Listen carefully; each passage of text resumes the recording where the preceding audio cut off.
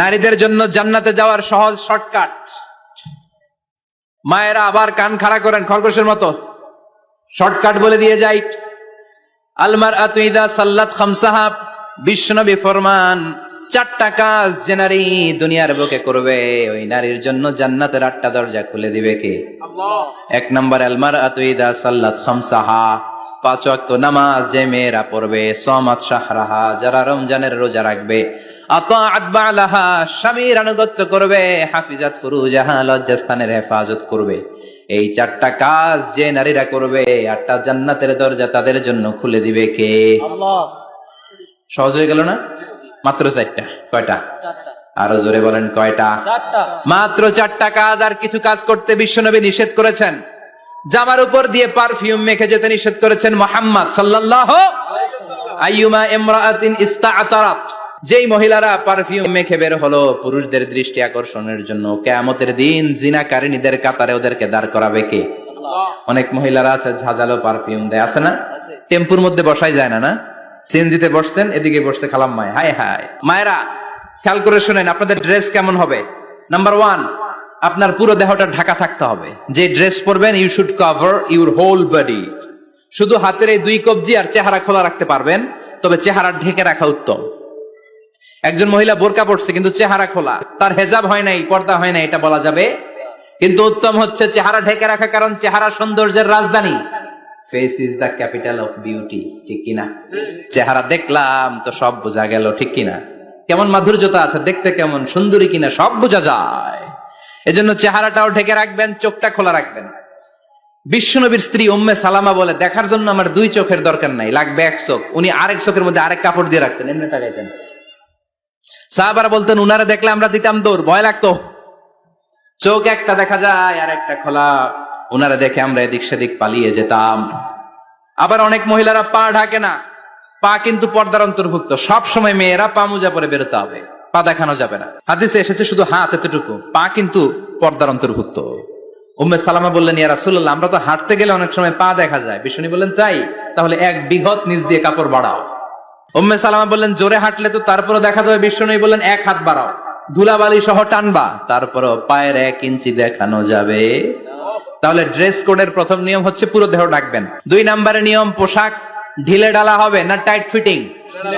আরো জোরে বলেন। ঢিলে ডালা হবে, টাইট ফিটিং হতে পারবে না। এরকম মোটা হবে, মোটা কাপড়, কিচ্ছু দেখা যায় না, বাইনোকুলার দিয়েও দেখা যাবে না। আবার ঢিলে ঢালা আছে না নাই? আমরা পুরুষরা যে এটা পরি, এটা দিয়ে 3 মহিলার কাপড় হয়, ঠিক কিনা? কাপড় পরতে চায় না তারা, ওদের পোশাক আমরা নিয়ে নিচ্ছি। তার মানে ঢিলে ঢালা হবে, মোটা কাপড়ের হবে, টাইট ফিটিং হতে পারবে। আবার পুরুষদের পোশাক হতে পারবে।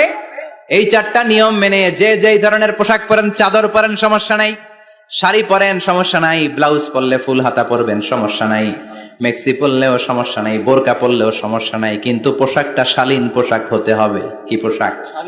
সবাই বলেন, শালীন পোশাক। পুরুষদের পোশাক পরা যাবে না, কারণ বিশ্বনবী লানত করেছেন ওই নারীদেরকে যেই নারীরা পুরুষদের মতো সাজতে চায়। এরকম আছে না নাই? দেখলে বোঝা যায় না কোনটা ছেলে কোনটা মেয়ে, আছে না নাই? ইসলাম যে মর্যাদা আপনাদেরকে দিয়েছে আর কেউ দিয়েছে নাকি? ইসলাম বলে প্রথম সন্তান কন্যা সন্তান হলে ঘরের মধ্যে বরকত, আছে না নাই? মিন বারাকাতিল মারআতি তাফকিরুহা বিল ইনাস, একটা মেয়ের মধ্যে বরকত বেশি না কম কেমনে বুঝবেন? তার প্রথম সন্তান যদি মেয়ে হয় তাহলে বুঝবেন এই মেয়েটা বরকতওয়ালা মেয়ে, এই মেয়ে আপনার জীবনে অনেক কিছু নিয়ে আসবে। সুবহানাল্লাহ কইতে পারেন না? সুবহানাল্লাহ। কিন্তু অনেক ডাকাইত আছে, মেয়ে হইলে অখুশি হয়, ছেলে হইলে পাড়ার সবারে জিলাপি খাওয়ায়, পাড়ার সবারে মিষ্টি খাওয়ায়, মেয়ে হইলে কিচ্ছু খাওয়ায় না, আছে না নাই? কিন্তু আমরা মেয়ে হলে খুশি হব। কার কার প্রথম সন্তান মেয়ে? হাত তোলেন। 1 জন, 2 জন, 3 জন। প্রথম সন্তান মেয়ে কার? হ্যাঁ, অনেকে আছে তো মাশাআল্লাহ, আপনারা অনেক বরকতময়, আলহামদুলিল্লাহ। হাত নামান। আমারও প্রথম সন্তান মেয়ে, তিনটাই মাইয়া, জান্নাত একটা আমার দিয়েন। তার মানে 3 জান্নাতের মালিক, মাশাআল্লাহ। আল্লাহ বাইরে তুমি কবুল করো। তার মানে কোন ঘরে যখন মেয়ে আসে আল্লাহ বলে ঘরটা বরকতময়। মেয়েটা যখন বড় হতে শুরু করে, মেয়েটা ভাইয়ের জন্য বরকতময়। মেয়ে যখন বিয়ের উপযুক্ত হয়, বাবার জন্য বরকতময়। 2 মেয়ে মানে বাবার 2 জান্নাত, 3 মেয়ে মানে 3 জান্নাত। সুবহানাল্লাহ। আবার যখন স্বামীর কাছে যায়, ইসলাম বলে ওই স্বামী আল্লাহর কাছে সেরা, যেই স্বামী বউয়ের কাছে সেরা। বউ যদি আপনারে ভালো বলে আপনি আল্লাহর কাছে ভালো, বউ যদি খারাপ বলে আপনি আল্লাহর কাছে খারাপ। তার মানে ব্যালেন্স করেছে ইসলাম। স্বামীরও আনুগত্য করতে বলেছে, আবার স্বামীকেও বলেছে স্ত্রীকে ভালোবাসতে, ঠিক কিনা? কথা বলেন। ইসলাম বলে তোমার হাত যদি বউয়ের হাতের সাথে মিলাও, 2 হাতের সগীরা গুনাহ মাফ করে কে? স্ত্রীর দিকে যখন তাকাও তোমার চোখের সগীরা গুনাহ মাফ করে কে? প্রতি মাসে মাসে স্ত্রীর কাপড় চোপড় আর কসমেটিক্স কেনার জন্য যে টাকাটা দাও, এই টাকাটা সদকা হিসেবে কবুল করবে কে?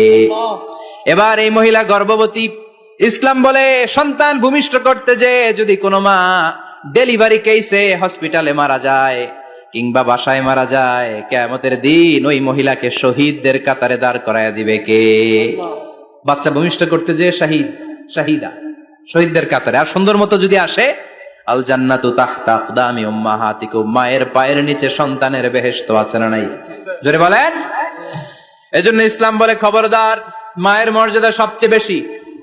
এক সাহাবী বললেন, ইয়া রাসূলুল্লাহ, কার সাথে ভালো আচরণ করব, বাবার সাথে নাকি মায়ের সাথে? নবী বললেন মায়ের সাথে, এরপরে মায়ের সাথে, তারপরে মায়ের সাথে, তারপরে কার সাথে? তারপরে তোমার পিতার সাথে। মায়ের মর্যাদা কয় গুণ বেশি? ওগো মা তুমি এই ধরনের শ্রেষ্ঠ নিয়ামত, তোমারই পদ তলে রয়েছে জান্নাত। ওগো মা তুমি এই ধরনের শ্রেষ্ঠ নিয়ামত, তোমারই পদ তলে রয়েছে জান্নাত। সুবহানাল্লাহ। আমি বলি আমাদের পায়ের নিচে থাকে মোজা, জুতা আর বালু, আর মহিলাদের পায়ের নিচে জান্নাত। এই পৃথিবীটারে 1000 বার বিক্রি করলে জান্নাতের একটা চেয়ারের দাম হবে না। সুবহানাল্লাহ পড়েন। আর যেই জান্নাত মায়ের পায়ের নিচে পড়ে আছে, ওই পায়ের দাম বেশি না কম? বেশি। এজন্য মায়েদের সাথে ভালো আচরণ করতে হবে। ইসলাম নারীকে দিয়েছে ইবাদতের অধিকার। নারীরা যদি মহিলা সমাবেশে যেতে চায়, কোনো পুরুষ বাধা দিতে পারবে? নারী যদি মসজিদে নামাজ পড়তে যেতে চায়, বাধা দিতে পারবে? মহিলাদের নামাজের জায়গা করেন নাই আপনারা? করেন, আস্তে আস্তে করেন, আস্তে আস্তে করতে হবে। তারা অনেক সময় বাইরে বের হয়, বাসায় আসতে আসতে নামাজের সময় হয়ে গেছে, কই পড়বে নামাজটা? মসজিদে সুযোগ করে দেন, মসজিদে পড়বে। তবে ঘরে পড়া উত্তম, ঘরে পড়লে বেশি সওয়াব। সুবহানাল্লাহ। তার মানে ইবাদতের অধিকার। ইসলাম নারীকে দিয়েছে শিক্ষার্জনের অধিকার। আপনার ছেলেকে স্কুলে পাঠান, শুধু ছেলেকে নয়, আমরা বলি আপনার ছেলেকেও পাঠান, মেয়েকেও পাঠান, ঠিক কিনা? আপনার ছেলেকে মাদ্রাসায় পাঠান, মেয়েকেও পাঠান। শিক্ষা সবার জন্য। বিষ্ণু বলেছেন, আল্লিমু বানাতাকুম সূরাতান নূর, তোমরা তোমাদের মেয়েদেরকে সূরা নূর শিখাও। কোন সূরা? কথা কন। ও আমার মায়েরা, আপনাদের জন্য রব্বুল আলামিন সব হকের কথা সূরাতুন নূরে বলেছে। আল্লিমু বানাতাকুম সূরাতান নূর, তোমরা তোমাদের নারীদেরকে সূরাতুন নূর শিক্ষা দাও। ও আমার মায়েরা, আজ থেকে সূরাতুন নূরের অর্থ করবেন, তাফসীর পড়বেন, ঘরটারে বরকতময় করে দিবে কে? আপনাদের আছে মোহরানার অধিকার। বিয়ে করলে পুরুষ মোহরানা পাবে না, দিবে। কিন্তু আমরা এতগুলা টাকা নিয়ে আসি, ডাকাইত আছে না নাই? সারা জীবন মেয়েটারে লালন পালন করলো, একটা মেয়ে হলো একটা বাবার কলিজা, মেয়ে দিয়ে দিল মানে বাবা কলিজা ছিঁড়ে দিল। আর কি চাস? ডাকাত, ফকির কোথাকার। খবরদার, বিয়ের মধ্যে 1 টাকা যদি তুমি যৌতুক খাও, কিয়ামতের দিন আল্লাহ তোমারে ছাড়বে। যৌতুকের সাথে ইসলামের কোনো সম্পর্ক? যৌতুকের সাথে সম্পর্ক? যৌতুক খেলে ডবল গুনাহ। যৌতুক খাওয়া ততটা অপরাধ, কুকুরের গোশত খেলে যত অপরাধ, এর চেয়ে বেশি অপরাধ। কুকুরের গোশত খেলে 1 গুনাহ, হারাম খাওয়ার গুনাহ। যৌতুক খেলে 2 গুনাহ, 1 হারাম খাওয়ার গুনাহ, 2 শ্বশুরবাড়ির উপর জুলুম করার গুনাহ। চিল্লা এখন ঠিক কিনা? এরপরে ইসলাম নারীকে দিল ভালো আচরণ পাওয়ার অধিকার। ইসলাম নারীকে দিল বাবার সম্পদে উত্তরাধিকারের অধিকার। একজন বাবা ইন্তেকালের আগে ছেলেকে যদ্দুর দিবে, মেয়েকে তার অর্ধেক দিতে হবে। যেরকম ঠিক কিনা? দেয় তো? ছেলেরে 2 কাটা দিলে মেয়ের 1 কাটা দেয় না? কদ্দুর দেয়? দেয় না। হ্যাঁ, ডাকাই, ওই যে কয় ডাকাইত। আবার কয় সুবহানাল্লাহ, নাউজুবিল্লাহ। কও বেটা, ছেলেকে যদ্দুর দিবেন, মেয়েকে অর্ধেক। ইউসিকুমুল্লাহু ফি আওলাদিকুম লিযযাকারি মিসলু হাযযিল উনসায়াইন। ও আমার বাবারা, সম্পদ হলো হাতের ময়লা, আপনি চলে যাবেন, সম্পদ থেকে যাবে। ছেলেরে যদ্দুর দিবেন, মেয়েরে অর্ধেক। কার কথা? মানতে রাজি আছেন তো? একজন প্রশ্ন করেছে যে অনেক মেয়েরা ডিজাইন করা বোরকা পরে, এত ডিজাইন করে যে তাকিয়ে থাকতে মনে চায়। মানে বোরকা পরার কারণে আরো বেশি তাকায় থাকতে মনে আছে, এরকম ঝামেলা আছে না নাই? না, এরকম ঝিলিমিলি বিভিন্ন ধরনের ডিজাইন করা, অতিমাত্রায় ডিজাইন, যেটা মানুষের দৃষ্টি আকর্ষণ করতে পারে, এরকম বোরকা পরা যাবে না। বোরকা হতে হবে ঢিলে ঢালা, বোরকা হতে হবে মোটা কাপড়ের, বোরকা হতে হবে আপনার সেফ গার্ড। ওই বোরকায় যদি আপনার সর্বনাশের কারণ হয়, তাহলে তো এই বোরকা দিয়ে কোনো লাভ নাই। চিল্লা এখন ঠিক কিনা?